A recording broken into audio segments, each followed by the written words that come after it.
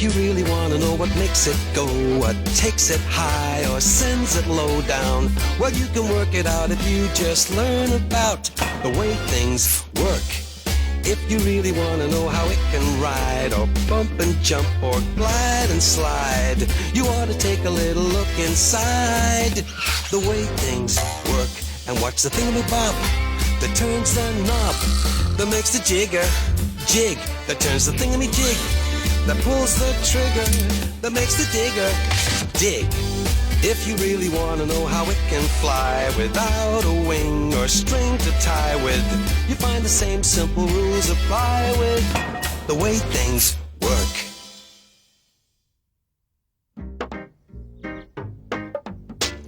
When I observed my young friend Troy at work in his family's coconut grove, I was very impressed by how he and the mammoth worked together. The mammoth brought the coconuts within easy reach of Troy so he could pick them. The thick coat of the mammoth ensured that the coconuts would not break when they landed. However, one day a mouse terrified the mammoth and it let go of the rope. The tree instantly returned to its upright position.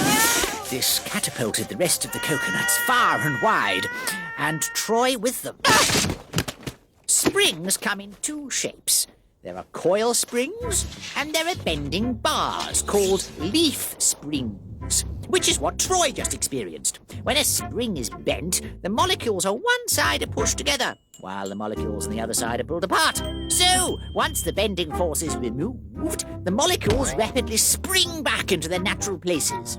Soon, Olive, Troy, and their mammoth were having a jolly time hurling coconuts over tremendous distances, and with an accuracy that I can only describe as impressive. To the left, bit further, and now!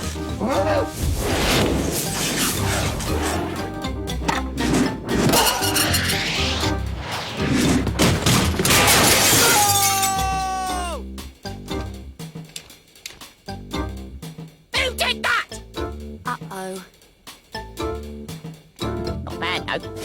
Not much later, Frank decided to use Olive and Troy's idea. This meant building a large coconut catching device just outside the delivery depot at the Mammoth Island Coconut Exchange. All right, kids, stretch it out nice and wide. We want to catch every one. Frank had forgotten to consult the depot foreman about this new delivery scheme. That'll never work.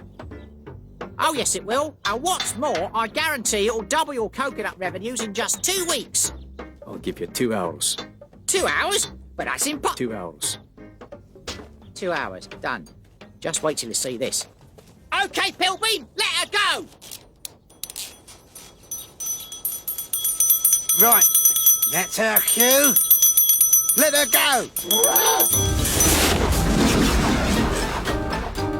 Incoming! However, their first effort did not go 100% as planned. Where? What? There.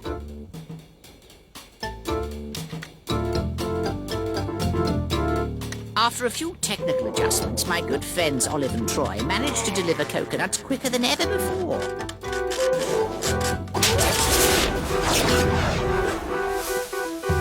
That's not bad. Send a message to Frank to keep coming. Oh?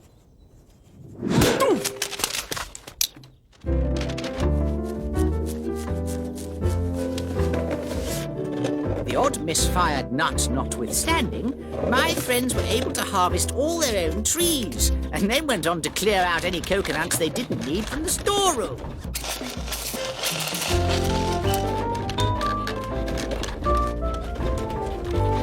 Troy!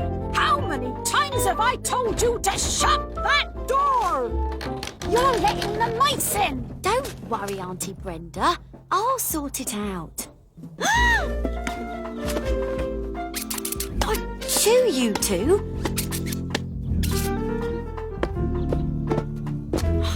It's just a bit difficult shutting the door and pushing a wheelbarrow at the same time. Hey, I've got an idea. If that coconut tree can spring back, why can't we get something to spring the door back again? The door closer is based upon a coil spring. It tries to return to its original length once it has been stretched. And in the case of the door closer, it takes the door with it. Once the door had had its closer attached, Brenda was much happier, which was more than you could say for the coconut-loving mice.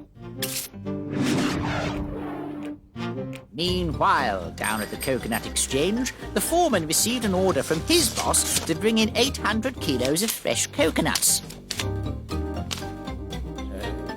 How many? Where are we going to get 800 kilos of coconuts from by tomorrow?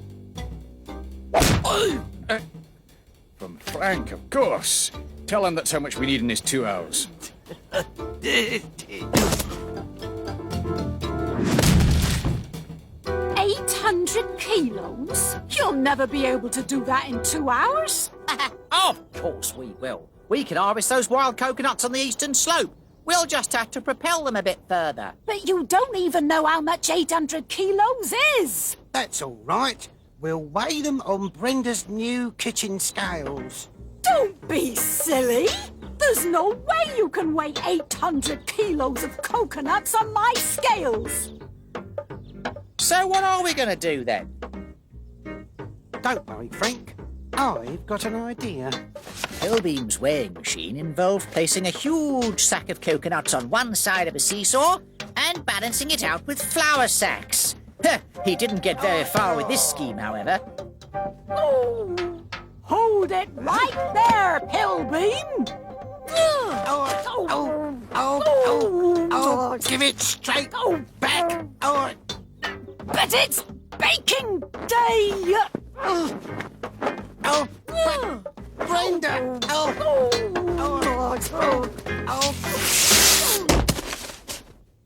I hope you're satisfied.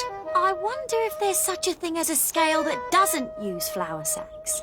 I'm sure the inventor can come up with something. In a simple weighing machine, the object is hung from a coiled spring. The heavier the object, the further the spring extends. Marks down the side of the scale give you the weight. How many kilos is that then? Only 10.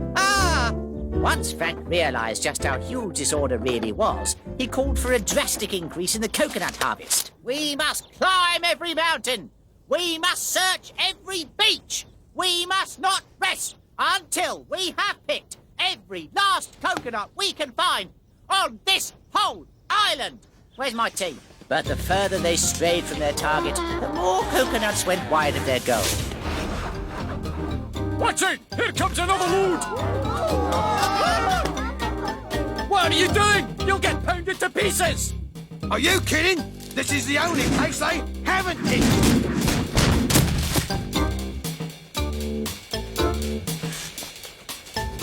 Given the pressure we were all under to fulfill that huge order, it was left to Olive and me to make sure our coconuts were being delivered effectively.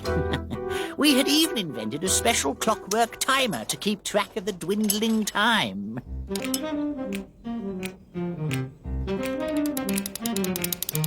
The energy used to wind the timer up is stored in a spiral spring. The timer mechanism allows the spring to unwind only very slowly and at regular intervals, which makes it a reliable timepiece. Once the 0 mark is reached, the energy remaining in the spring rings the bell. No! After observing a number of broken coconuts all around, we concluded that a more traditional approach to coconut delivery would improve productivity overall. We returned to the others with this thought. The islanders had loaded up a large wagon with 800 kilos of fresh coconuts.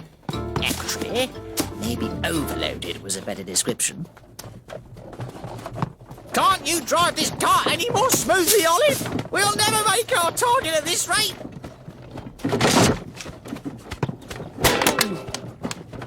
And stop cracking those coconuts, Troy, or we won't be able to sell them. It's not our fault. What we need is some way of stopping all these bumps and potholes from shaking the cart so much. Oh, ow! Oh, oh, oh, oh. See?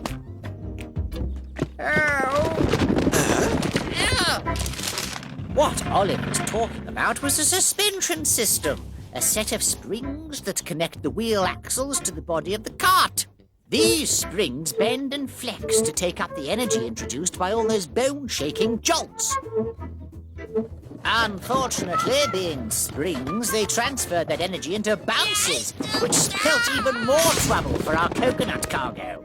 I think our suspension system is still missing something. Don't you? The missing ingredient was the shock absorber.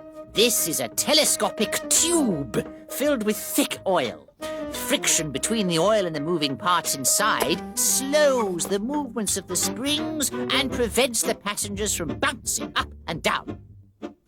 All this worked beautifully, and the cart trundled down the track relatively smoothly.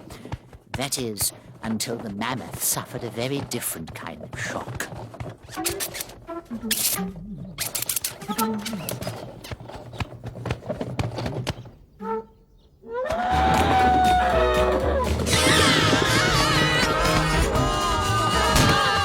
out! You're going to miss the... Oh, never mind. Don't lose those coconuts. It's in the last chance. I'm doing my best.